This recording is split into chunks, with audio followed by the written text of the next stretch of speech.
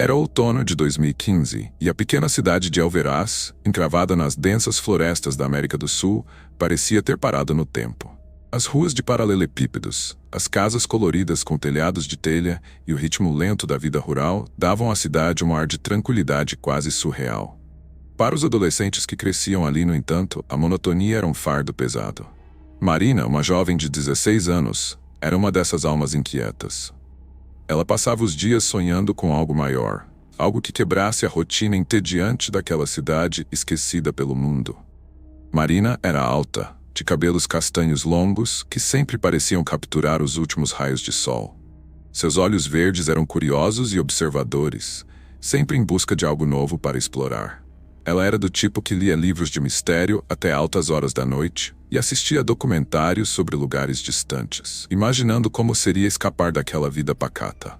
Seus melhores amigos eram Lucas, Sofia e Diego, cada um com sua própria personalidade, mas unidos pela mesma sensação de que Alveraz era um lugar pequeno demais para seus sonhos. Lucas era o líder natural do grupo. Com seus 17 anos, ele era o mais velho e o mais responsável, sempre tentando manter todos em segurança, mesmo quando suas aventuras os levavam a lugares questionáveis. Ele tinha um jeito calmo e uma voz suave que acalmava os ânimos quando as coisas ficavam tensas. Sofia, por outro lado, era a cética do grupo. Com seus óculos de armação grossa e uma mente afiada, ela sempre questionava tudo e todos. Ela era a voz da razão, mas também a mais curiosa, mesmo que nunca admitisse. Diego era o oposto de Sofia, impulsivo, brincalhão e sempre pronto para uma aventura. Ele era o tipo de pessoa que pulava primeiro e pensava depois, o que muitas vezes levava o grupo a situações complicadas, mas também emocionantes. Naquela tarde, Marina estava guardando seus livros no armário da escola quando algo chamou sua atenção. Um envelope amarelado, com um selo de cera vermelha, estava encaixado na porta do armário. Ela hesitou por um momento antes de pegá-lo. O papel era áspero ao toque, e o símbolo no selo era estranho. Um olho dentro de um triângulo, com linhas que pareciam se mover quando ela inclinava o envelope sob a luz. "O que é isso?" ela murmurou para si mesma, abrindo o envelope com cuidado. Dentro havia uma única folha de papel, com uma mensagem escrita à mão em letras elegantes e antigas. "Você é curioso o suficiente para descobrir o segredo da escola perdida? Encontre-me no antigo bosque ao pôr do sol. Traga seus amigos, mas cuidado. Nem tudo é o que parece." Marina sentiu um frio percorrer sua espinha. Ela olhou em volta, mas o corredor estava vazio. Quem teria deixado aquilo ali? E o que era a escola perdida? Ela nunca tinha ouvido falar de tal lugar. Na hora do almoço, Marina mostrou a carta para Lucas, Sofia e Diego. Eles estavam sentados em seu canto habitual, debaixo de uma árvore no pátio da escola. O sol filtrado pelas folhas criava padrões de luz e sombra no chão, enquanto eles discutiam a mensagem. "Isso parece coisa de filme de terror", disse Sofia, franzindo a testa enquanto examinava o envelope. "Alguém provavelmente está tentando nos assustar." "Ou pode ser uma pegadinha", sugeriu Diego, com um sorriso malicioso.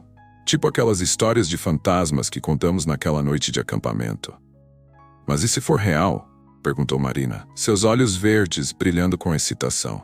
"E se houver realmente um segredo esperando para ser descoberto?" Lucas ficou em silêncio por um momento, estudando a carta. Ele era o mais cauteloso do grupo, mas até ele parecia intrigado. "O bosque antigo. Você acha que pode ser aquele lugar que o velho Jorge sempre fala? Aquele que fica além do rio?"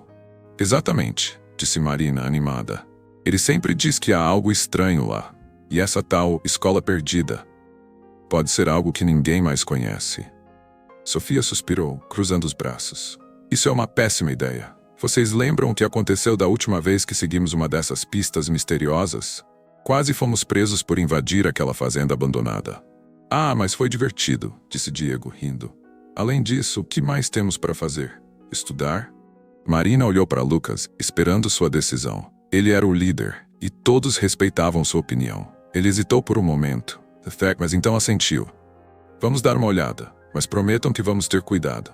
Se algo parecer errado, voltamos imediatamente." A empolgação do grupo era palpável. Eles combinaram de se encontrar no final da tarde, antes do pôr do sol, na entrada do bosque. Marina passou o resto do dia imaginando o que poderiam encontrar. A escola perdida? O nome soava tão misterioso, tão cheio de possibilidades. Ela não sabia o que esperar.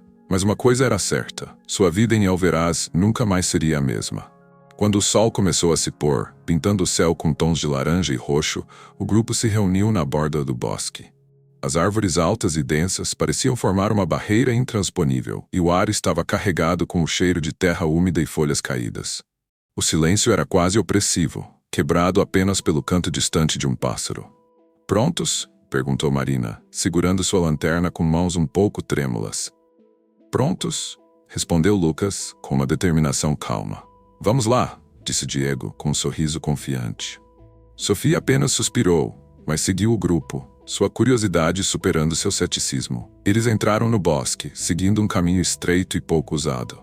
A luz do sol desaparecia rapidamente, e logo estavam envoltos em sombras. O ar parecia ficar mais frio à medida que avançavam, e o silêncio era perturbador. Marina sentia que estavam sendo observados, mas toda vez que olhava para trás, só via árvores e mais árvores. Depois de caminhar por cerca de 20 minutos, eles chegaram a uma clareira. E foi ali, no meio daquela floresta densa, que viram pela primeira vez a escola perdida. O prédio era antigo, com paredes de madeira desgastada pelo tempo e janelas quebradas que pareciam olhos vazios. O telhado estava parcialmente desmoronado e o letreiro acima da entrada estava tão desbotado que mal dava para ler. Escola Municipal de Alveraz, fundada em 1925. "Uau!" sussurrou Diego impressionado. "Isso é assustador." "E fascinante", acrescentou Marina, seus olhos brilhando com uma mistura de medo e excitação. Lucas olhou para o grupo, sua expressão séria. "Vamos lá, mas lembrem-se, cuidado, não sabemos o que pode haver dentro." Eles se aproximaram da escola, cada passo ecoando no silêncio da floresta. A porta da frente estava entreaberta, rangendo levemente com o vento. Marina foi a primeira a entrar, seguida pelos outros. O interior era escuro e empoeirado, com móveis quebrados espalhados pelo chão e paredes cobertas de rabiscos estranhos. Foi então que Marina encontrou o diário. Ele estava em uma das salas, em cima de uma mesa coberta de poeira. A capa estava gasto, mas ainda era possível ver o nome escrito nela: Clara. Ela abriu o diário, e as primeiras palavras assaltaram aos seus olhos. "Se você está lendo isso, é porque a maldição ainda não foi quebrada." Marina sentiu um frio percorrer sua espinha. Ela sabia que aquela descoberta era apenas o começo de algo muito maior, algo que mudaria suas vidas para sempre. O mistério da escola perdida havia começado. O bosque era denso, com árvores altas que bloqueavam a luz do sol. O ar estava carregado de um silêncio pesado, quebrado apenas pelo farfalhar das folhas secas sob seus pés. Seguindo as instruções da carta, eles encontraram um caminho estreito que levava a uma construção antiga e deteriorada. A escola perdida. A escola, que outrora fora um lugar de aprendizado, agora era um esqueleto de madeira podre e paredes rachadas. As janelas estavam quebradas, e o vento assobiava pelos corredores vazios. Um letreiro desbotado ainda pendia sobre a entrada. Escola Municipal de Alveraz, fundada em 1925. "Por que alguém nos traria aqui?" perguntou Sofia, cruzando os braços. "Isso parece coisa de filme de terror." "Talvez seja uma pegadinha", sugeriu Diego, tentando disfarçar o nervosismo. Mas Marina sentia que havia algo mais. Ela entrou na escola, seguida pelos outros. O interior era ainda mais assustador. Carteiras quebradas, quadros negros cobertos de poeira e rabiscos estranhos nas paredes. Em uma das salas encontraram um diário antigo, com páginas amareladas e letras desbotadas. O diário pertencia a uma aluna chamada Clara, que estudara na escola décadas atrás. As páginas contavam uma história sombria. A escola havia sido palco de experimentos secretos conduzidos por um professor obcecado com o ocultismo. Clara escrevia sobre desaparecimentos inexplicáveis, vozes sussurrantes e uma maldição que assombrava o local. "É só uma história de terror", disse Sofia, tentando manter a racionalidade. "Alguém deve ter deixado isso aqui para nos assustar." Mas enquanto folheavam o diário, algo estranho aconteceu. As luzes de suas lanternas começaram a piscar, e uma voz baixa ecoou pelos corredores. Era como se a escola estivesse viva, observando-os.